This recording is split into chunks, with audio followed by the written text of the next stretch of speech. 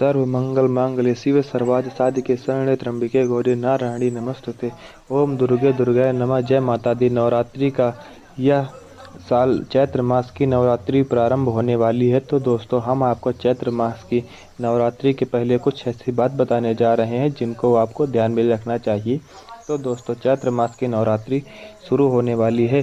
तो दोस्तों, नवरात्रि के 9 दिन हम लोग अलग अलग माताओं की पूजा करते हैं। तो दोस्तों, यह सब जानने से पहले अगर आप हमारे वीडियो पे नए हैं तो वीडियो को लाइक कर लीजिए। दोस्तों, अगर चैनल पर नए हैं तो चैनल को भी सब्सक्राइब कर लीजिए। नवरात्रि के 9 अलग अलग दिन माँ दुर्गा के 9 अलग अलग स्वरूपों की पूजा की जाती है।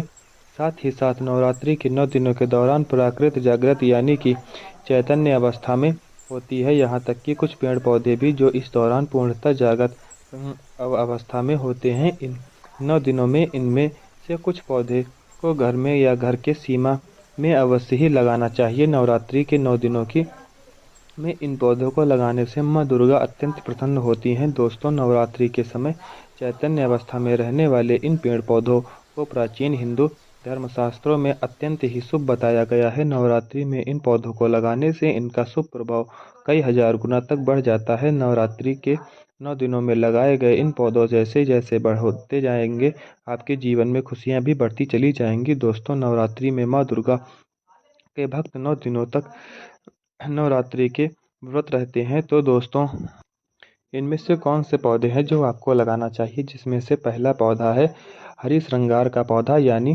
पाइज का पौधा। दोस्तों, शिव महापुराण की कथा कहती है इस पौधे की उत्पत्ति समुद्र मंथन के दौरान हुई थी। माँ दुर्गा को पारिजात का फूल अत्यंत प्रिय है। भगवान शिव को प्रसन्न करने के लिए पारिजात का पौधा स्वर्गलोक से स्वयं धरती पे आया था। इसीलिए माँ दुर्गा को पारिजात के फूल अत्यंत प्रिय हैं। आप भी नवरात्रि में पारिजात के पौधे को अपने घर में अवश्य लगाएं। इसीलिए माता रानी प्रसन्न होकर आपके घर पर पधारेंगी। तो दोस्तों, आपको आशीर्वाद प्रदान करेंगी। दूसरा है लाल गुलाब का पौधा। दोस्तों, लाल गुलाब का पौधा माता दुर्गा को अत्यंत प्रिय है। माँ दुर्गा को लाल गुलाब का फूल रोज अर्पित करने से माँ हमारी सभी मनोकामनाएं को पूर्ण करती हैं। लाल गुलाब का फूल माँ दुर्गा के क्रोध को शांत करता है। यदि आपसे कोई भी भूल हो जाती है, माँ दुर्गा आपसे रुष्ट हो जाती हैं, तो एक लाल गुलाब का फूल माँ दुर्गा के क्रोध को शांत कर देता है। इसीलिए नवरात्रि में आप अपने घर में गुलाब का पौधा अवश्य लगाएं। साथ ही नवरात्रि में लाल गुलाब का फूल माँ दुर्गा के चरणों में अवश्य अर्पित करें। माँ आपसे अत्यंत प्रसन्न होकर आशीर्वाद प्रदान करेंगी। इसी के साथ गुड़हल का लाल कमल भी माता रानी को बहुत प्रिय होता है। तीसरा दोस्तों, हिंदू धर्म में तुलसी के पौधे का कितना अधिक महत्व यह आप अच्छे से जानते हैं। बाकी पौधे घर में हो या ना हो चलेगा, किंतु तुलसी का पौधा हर घर में होना अनिवार्य होता है। हिंदू के घर में आनंद में अवश्य ही होना चाहिए। मतलब हिंदुओं का जो घर होता है उसके आंगन में जो यह पौधा होता है वो आपको ज़रूर ही लगाना चाहिए।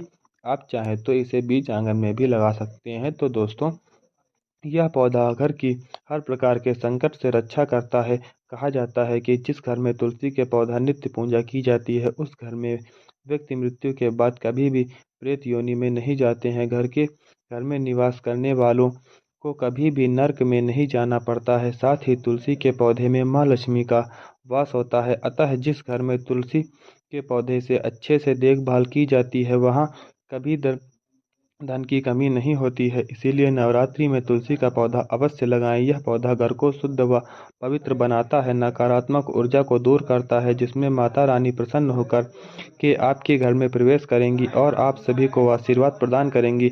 दोस्तों, चौथा जो है वह नींबू का पौधा होता है। नींबू माँ दुर्गा को अत्यंत प्रिय है। माँ दुर्गा को नींबू अर्पित करने से अत्यंत प्रसन्न होती हैं। नींबू हमारी बुरी और नकारात्मक शक्तियों से दूर करता है। इसीलिए नींबू का पौधा घर के मुख्य द्वार पर बाहर की तरफ अवश्य ही लगाना चाहिए। आप नवरात्रि में नींबू का पौधा अवश्य लगाएं। आपको माता रानी की कृपा अवश्य ही प्रदान होगी और आपका घर और घर के सदस्य नकारात्मक ऊर्जा से बचे रहेंगे। नंबर 5 पर आता है शमी का पौधा। दोस्तों, वास्तु शास्त्र के अनुसार शमी का पौधा माँ दुर्गा को अत्यंत प्रिय है, क्योंकि माता काली शनिदेव की आराध्य देवी हैं और महादेव शनि देव के आराध्य देव हैं। अतः शमी के पौधे को नवरात्रि में लगाकर नियमित रूप से इसकी पूजा की जाए तो प्रतिदिन इसके पास सरसों या फिर तिल के तेल का दीपक जलाया जाए तो शनि दोष एवं वास्तु दोष से बहुत जल्दी ही दूर हो जाता है और साथ ही साथ खुशियां उस घर में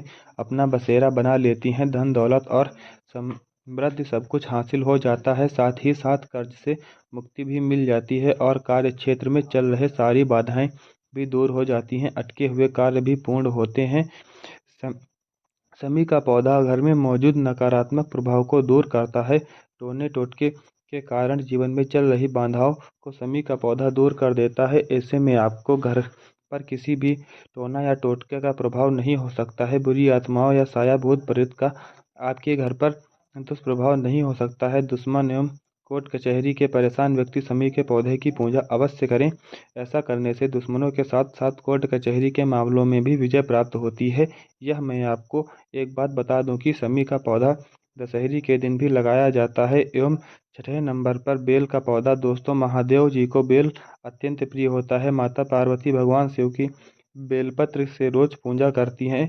कहा जाता है बेलपत्र की उत्पत्ति माता पार्वती के आंसुओं से हुई है। इसीलिए यह भी कहा जाता है कि जहाँ पर बेलपत्र का वृक्ष होता है वहाँ पर माँ पार्वती और शिव अदृश्य रूप से निवास करते हैं और स्थान काशी तीर्थ के जितना पवित्र माना जाता है। इसीलिए नवरात्रि में बेलपत्र का पौधा अपने आंगन में अवश्य लगाएं। माँ की कृपा आपके ऊपर हमेशा बनी रहेगी। आपको अवश्य ही प्राप्त होगी। जैसे जैसे यह पेड़ पौधे बड़े हो जाएंगे वैसे वैसे ही आपके जीवन में धन और ऐश्वर्य की वृद्धि होती चली जाएगी। दोस्तों, अतः 7 नंबर पर आता है केले का पेड़। दोस्तों, केले का पेड़ भगवान विष्णु जी को समर्पित होता है। जिसमें भगवान विष्णु जी का वास होता है तथा केले का पेड़ जिस घर में होता है उस घर में कभी अकाल मृत्यु नहीं होती है। यदि आप नवरात्रि में केले का पेड़ अपने घर के सामने लगाते हैं तो माँ आपसे बहुत ही प्रसन्न होती हैं। माँ दुर्गा को केले के पत्ते में प्रसाद चढ़ाना चाहिए जिसमें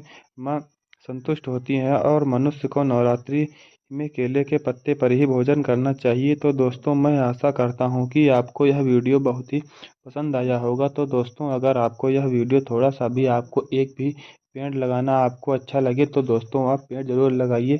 आप हमारे वीडियो को भी अवश्य लाइक करिए और दोस्तों, अगर हमारे चैनल पर नए हैं तो हमारे चैनल को भी सब्सक्राइब कर लीजिएगा। हम आपके लिए बहुत ही मेहनत से वीडियो बनाते हैं। तो दोस्तों, मिलते हैं कल एक नए वीडियो के साथ में। तब तक के लिए हमारे साथ आप जुड़े रहें और हमारे चैनल को भी सब्सक्राइब कर लें। धन्यवाद दोस्तों।